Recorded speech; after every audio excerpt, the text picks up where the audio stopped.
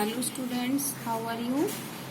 बच्चों, आज हम आपको हिंदी सेकंड का थर्ड चैप्टर पढ़ाएंगे। सेकंड चैप्टर तक का वर्क आपने कर लिया होगा फेयर नोटबुक में और बुक भी फिल कर ली होगी। तो अब सारे बच्चे हिंदी सेकंड की बुक ओपन करें और इसमें थर्ड चैप्टर निकालें, शब्द विचार। तो डेट हमारी आज 5 अगस्त 2020, डे वेडनेसडे, क्लास 7। तो बच्चों, इसमें हम शब्द विचार, शब्दों के बारे में बताएंगे। तो हम बोलते समय जो भी ध्वनियों का उच्चारण करते हैं तो उन्हें हम वर्ण या अक्षर कहते हैं, और उन्हीं वर्णों के मेल से हम शब्दों का निर्माण करते हैं।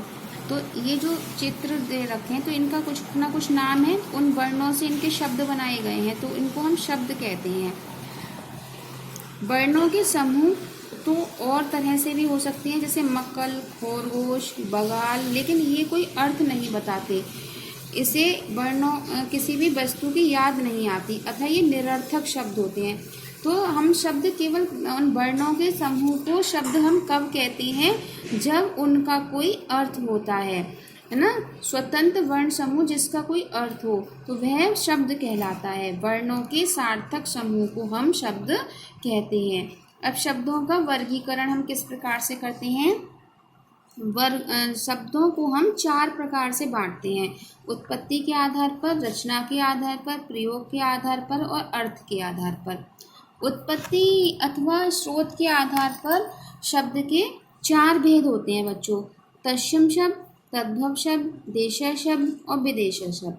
तत्सम शब्द किसे कहते हैं? तत्सम शब्द संस्कृत भाषा के वे शब्द होते हैं जो वैसे ही हिंदी भाषा में प्रयोग हो, यानी उनमें कोई बदलाव ना किया जाए। जैसे संस्कृत में प्रयोग होते हैं उसी तरीके से वो हिंदी में प्रयोग होते हैं। जैसे दस्त, हस्त, दंत, ग्रह, क्षेत्र, पत्र आदि। तो ये हमारे संस्कृत के शब्द हैं और हिंदी में भी इनको हम प्रयोग करते हैं। फिर इसके बाद आते हैं तद्भव शब्द। तो तद्भव शब्द बच्चों उन शब्दों को कहते हैं जो संस्कृत भाषा से हिंदी भाषा में परिवर्तन करने के साथ उनका रूप बदल के प्रयोग किए जाते हैं। मतलब होते तो वो संस्कृत के शब्द हैं, लेकिन जब हिंदी में प्रयोग करते हैं तो उनको हम उनका रूप बदल के प्रयोग करते हैं। जैसे तत्सम शब्दों को बदलकर जब हिंदी में प्रयोग किया जाता है तो वो तद्भव शब्द कहलाते हैं। जैसे हाथ, दांत, घर, खेत, पत्ता, ये तद्भव शब्द हो गए। तो यहाँ पे कुछ तत्सम शब्द हैं और तद्भव शब्द दे रखे हैं बच्चों।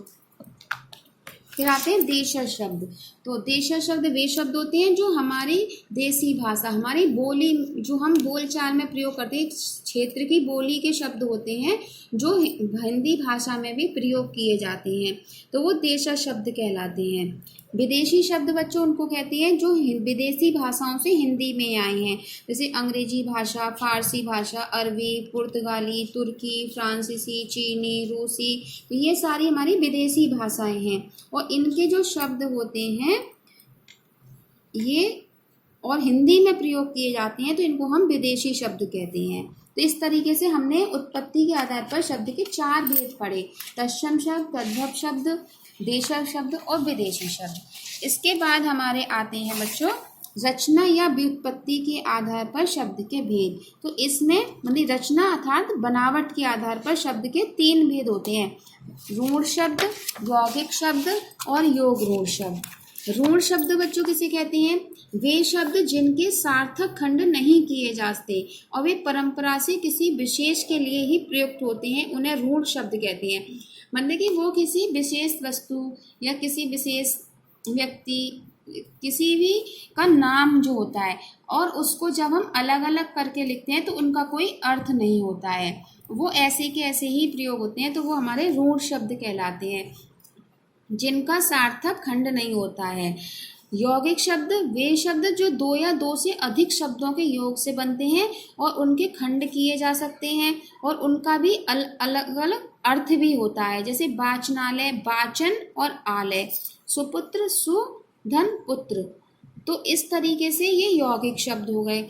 और योग रूढ़ शब्द किसे कहते हैं? जो शब्द यौगिक की भांति ही बनते हैं पर किसी एक अर्थ के रूढ़ हो जाते हैं, उन्हें योग रूढ़ शब्द कहते हैं। जैसे पानी में अनेक चीजें हो सकती हैं किंतु जलज शब्द कमल के लिए प्रयोग में लाया जाता है, किसी अन्य के लिए नहीं। तो ये हमारा क्या हो गया? योग रूढ़ शब्द हो गया जो एक विशेष अर्थ पैदा करता है। अब जैसे जलज, मछली, सीप और मगरमच्छ, इन तीनों को जल में जन्म लेने वाला अर्थात कमल।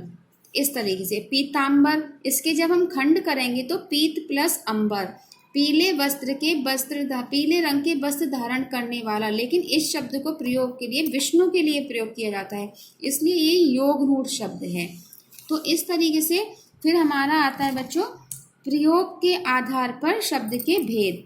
तो प्रयोग के आधार पर शब्द के दो भेद होते हैं, विकारी शब्द और अविकारी शब्द।